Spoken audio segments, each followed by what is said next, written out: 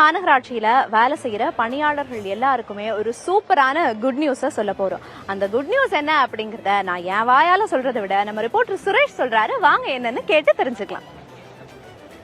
சென்னை மாநகராட்சியில் பணியாற்றிட்டு வர பணியாளர்களுடைய உடல் நலனை பாதுகாக்கவும் அவங்களோட உடல்நல அதிகமான கவனம் செலுத்தவும் மாநகராட்சி முடிவு பண்ணியிருக்கு. அதுக்காக என்ன பண்றாங்கன்னா, அவங்களோட உடல்ல ஏதாவது பிரச்சனைகள் இருக்குதா அப்படின்றத கண்டறியறதுக்காக முழு உடல் பரிசோதனை மேற்கொள்ள இருக்கு. இதுக்கான நிதியை மாநகராட்சி வழங்கியிருக்கு. சுமார் 11,931 பேர் இதன் மூலமா பயனடைய இருக்கிறாங்க. இந்த 1000 ரூபாய் மதிப்பான அந்த பரிசோதனை மூலமா ரத்த பரிசோதனை, அவங்களுக்கு சர்க்கரை அளவு எப்படி இருக்கு, கொழுப்பு ரத்தத்தில் எவ்வளவு இருக்கு, கல்லீரல்லாம் எப்படி நல்லா செயல்படுதா இல்லையா, தைராய்டு பிரச்சனை இருக்கா இல்லையா, மஞ்சள் காமாலை நோய் தொற்று ஏதாவது இருக்கா, சிறுநீரகம்லாம் நல்லா செயல்படுதா இல்லையான்ட்டு ஒரு 16 வகையான பரிசோதனை மேற்கொள்ள இருக்காங்க. குறிப்பா பெண்களுக்கு மார்பக புற்றுநோய் ஏற்படுறதுக்கான ஏதாவது வாய்ப்புகள் அறிகுறிகள் தென்படுதான்றதை அதை கண்டறியதா இருக்கட்டும்.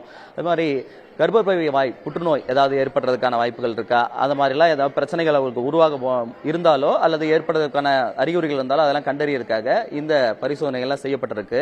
அதுலேயும் குறிப்பா மாநகராட்சியில் பணியாற்றக்கூடிய நிரந்தர பணியாளர் மட்டும் இல்லாமல் இந்த தூய்மை பணியாளர்களுக்கும் இந்த பரிசோதனை மேற்கொள்ளப்பட இருக்கு.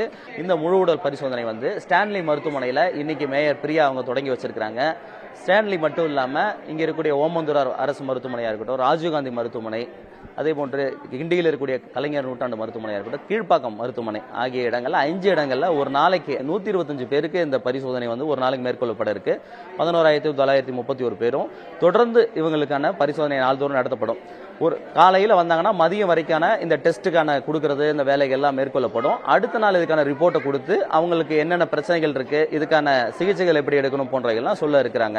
சென்னை மாநகராட்சிக்கு உட்பட்ட அனைத்து தூய்மை பணியாளர்களுக்கும் அடுத்து வரக்கூடிய 3 மாதங்களுக்குள் இந்த பரிசோதனைகள் முழுவதுமாக நடைபெறும்.